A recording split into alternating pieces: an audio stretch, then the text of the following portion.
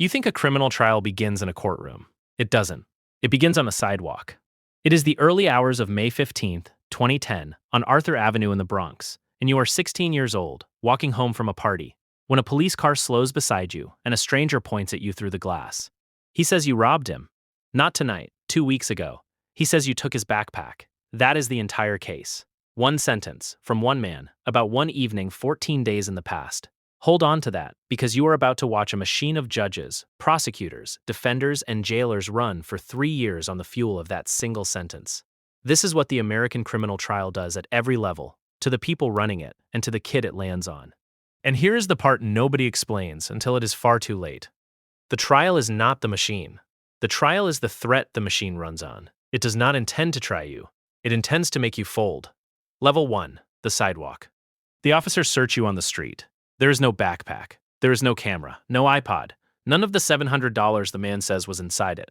There is nothing on you at all, which would seem like the end of the matter, and is in fact the beginning of it, because the accusation has already been spoken, and the machine has a slot for accusations. It does not have a slot for nothing happened. You spend the night in a cell at the 48th precinct. In the morning, you are moved to the Bronx criminal courthouse, where a prosecutor you never see reviews a file you will never read, and the single sentence becomes paperwork: robbery in the second degree, grand larceny, assault. Words with statute numbers attached, and each one is a door that will take years to close. You tell everyone who will listen that you didn't do it. Notice how little that does. Guilt and innocence are the questions a trial answers, and you are nowhere near a trial. You are at intake. The machine at this level is not asking whether you did it. It is asking where to put you. Level 2, the arraignment. Now look at the room that decides where to put you, because the room is the level. Arraignment court in a big American city runs like a conveyor. A judge who will handle a stack of cases before the shift ends. A prosecutor working from folders she received hours ago. A defense lawyer you met minutes before your case is called, holding your life on a single sheet. Each case gets a sliver of the room's attention, and then the next name is called. Nobody in that room is evil. Everybody in that room is late. The judge's real decision is a number. Bail, $3,000. Understand what that number legally is, and what it actually is. Legally, bail is not punishment. You are presumed innocent, and the money is only collateral, a deposit to make sure you come back for your court dates. That is the theory. Here is the arithmetic. Your family cannot raise $3,000, so the deposit becomes a wall, and the presumption of innocence becomes a cell on Rikers Island. You are not an anomaly. On any given day in the United States, more than 400,000 people are sitting in jail awaiting trial. Legally innocent, every one of them, and most of them are there for the same reason you are. The number was bigger than the family. One research group puts the average annual income of a man who cannot make bail at around $16,000. The wall is not high. It is exactly high enough. And this is not a thriller premise. Every detail of this level happened to a 16-year-old from the Bronx named Kalief Browder, arrested on Arthur Avenue on May 15th, 2010, over a backpack that was never found. Remember his name. He comes back at level 7, and so does the whole city of New York. Level 3, the hold. The bus crosses a narrow bridge over the East River, and the gate that closes behind you is not a metaphor. Rikers Island is a jail, not a prison, a holding facility for people whose cases are still open, and it has a reputation you learn to believe within your first week. On day 74, you finally stand in front of a judge and plead not guilty. And here the trap clicks shut a second time. 8 months before the sidewalk, you were in a truck a friend took for a joyride, and on bad advice you pleaded guilty and took probation for it. The new charge counts as a violation of that probation. So the judge remands you, held, no bail, which means the wall your family could not climb has just been replaced by one that nobody can. From this day, there is no amount of money that gets you out. There is only the case, and the case is not moving. And here is the detail that will circle your head at night. The friend who was walking next to you on Arthur Avenue, arrested on the same sentence, charged off the same file, is out. Released, back on the block, life resumed, while your case is still finding its shape.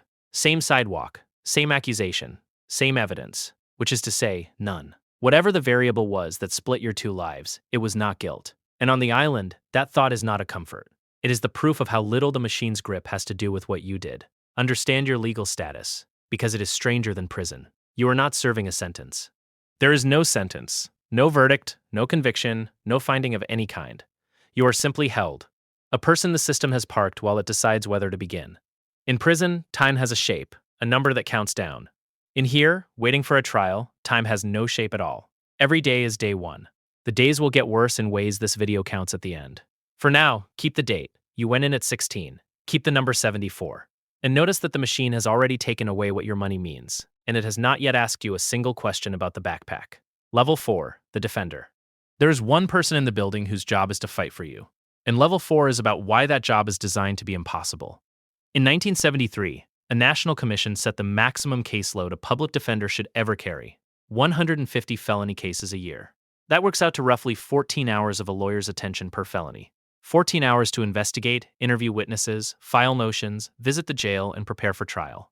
That was the ceiling, half a century ago. Now the floor. In studies of large urban counties, the average ran past 400 cases per defender, with some offices approaching 700. In one state, a lawsuit uncovered appointed lawyers carrying 1,000 misdemeanors a year, which is less than 1 hour of lawyer per case. 1 hour, for a human being, a police report, and a plea form. Defenders have their own name for the justice this produces. They call it meet 'em and plead 'em. Be precise about who is failing here, because it is not the lawyer.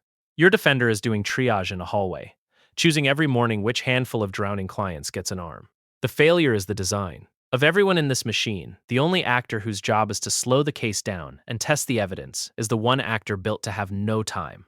The prosecutor has the police department. The judge has the calendar. You have a fraction of a good person's impossible week. And a defense that cannot investigate cannot credibly threaten a trial. A defense that cannot threaten a trial has exactly one product left on its shelf. Level 5 is that product. Level 5, the offer. They bring you to court in shackles and a jumpsuit. And across the room, the state makes you an offer. Plead guilty, and this starts to end. The versions change over the years, but the shape never does, and the other side of the scale never moves either. Insist on a trial, lose, and the top count alone can run you up to 15 years. Look at that scale honestly, because everyone else in the building already has. It even has an official nickname, the trial penalty. The gap between what you get for folding and what you risk for playing the hand you are entitled to play. A Supreme Court justice put it on the record in 2012.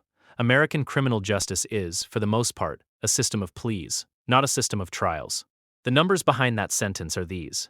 In the federal system, about 97% of convictions are guilty pleas.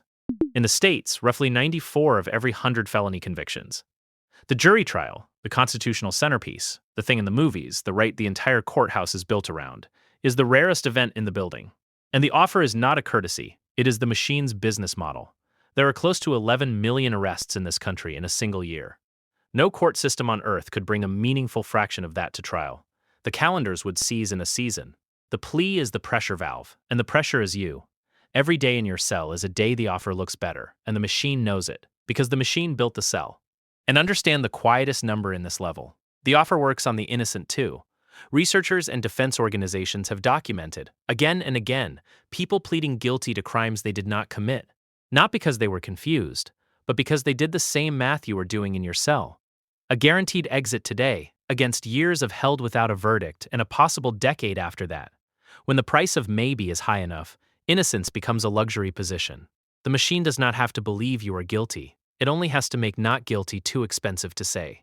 In 2013, near the end, a judge leans down and makes it as plain as it will ever be made. Plead guilty to 2 misdemeanors. She will sentence you to time served, and you go home. Today. And she says the other number out loud, so you understand the scale one last time. Lose at trial, and it can be 15 years. You are 19. You have been inside almost 3 years, and you say no, again, the way you have said no to every offer since the sidewalk, because you didn't do it, and a trial is where you get to prove that. You still believe the trial exists. Level 6 is about the clock that was supposed to guarantee it. Level 6, the clock. New York has a law that should have made your case impossible. The Speedy Trial Statute. Outside of homicide, the people must be ready for trial within 6 months of arraignment, or the charges can be dismissed. 6 months. You will be held for 36. Here's how 6 becomes 36, and it is the most important mechanism in this entire video. The statute does not require a trial within 6 months. It requires the prosecution to be ready within 6 months. And ready is a thing you declare, not a thing you prove. Lawyers call it the ready rule. Early in your case, the prosecutor files a 1-page notice. The people are ready for trial. At the time that paper is filed, the people have not even located the man with the backpack. It does not matter. The paper stops the clock. From then on, the calendar becomes theater. You are bussed to the courthouse and stand while the prosecutor says, "The people are not ready. We request 1 week."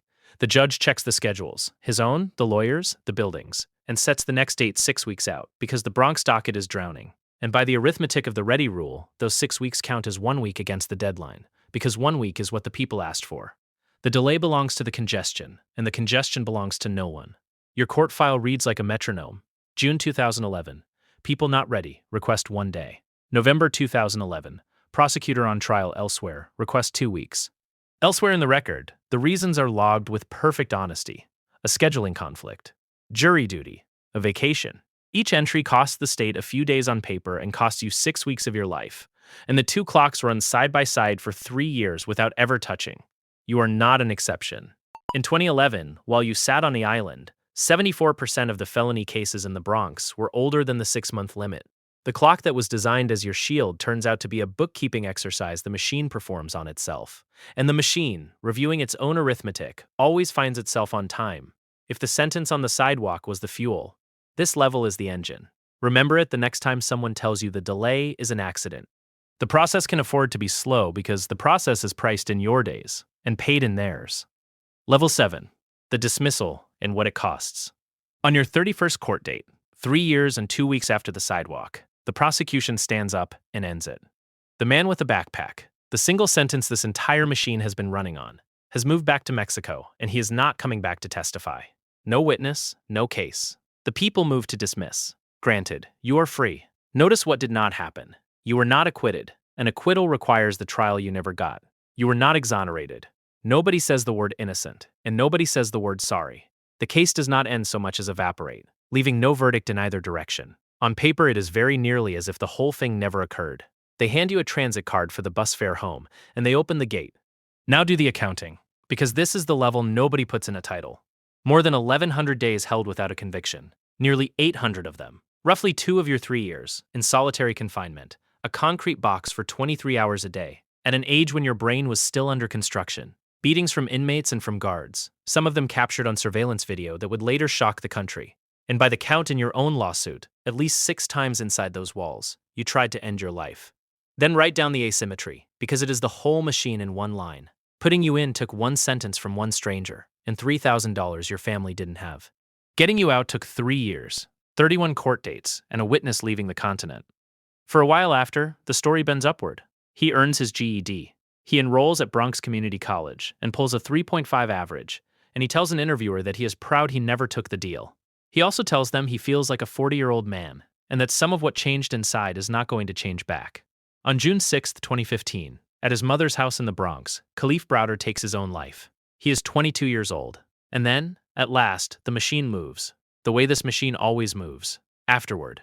2 months after his story runs, in a national magazine, New York City ends solitary confinement for 16 and 17-year-olds on Rikers.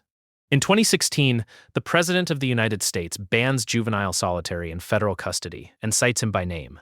State lawmakers put his name on a speedy trial reform bill aimed at the ready rule. The campaign to shut down Rikers Island itself carries his case like a banner, and the mayor calls his death a wake-up call for the entire city. And in January 2019, New York City pays his family $3.3 million, roughly $1 million for each year, arriving 4 years after the years stopped mattering to him. To be precise about what this machine is, run as designed, it resolves millions of cases a year that no country could ever bring in front of juries. And for a large share of the people moving through it, the deal on the table is real, and the guilt is too. That is true, and it is most of what the machine does. The same arraignment parts, the same calendars, the same tired professionals. But its famous efficiency is an illusion produced by pleas, and every plea is purchased with the threat of what happened to you. The machine works because almost nobody calls its bluff. You called it. You insisted on the one right the entire building is named after, and the building held you for 3 years and then declined to play. Because in the end, a criminal trial is not really an event. For about 95 people out of every 100, it is a hypothetical, a room at the end of a corridor that the machine makes sure you never need to reach. The judge moves to the next case. The defender picks up the next folder. The clock files its paperwork and finds itself, once again, on time. And somewhere in an arraignment part tonight, in the Bronx, or in your city, because it runs all night in both, a judge looks down at a teenager, sets a number, and a family starts counting. And the number is almost payable. That's the machine.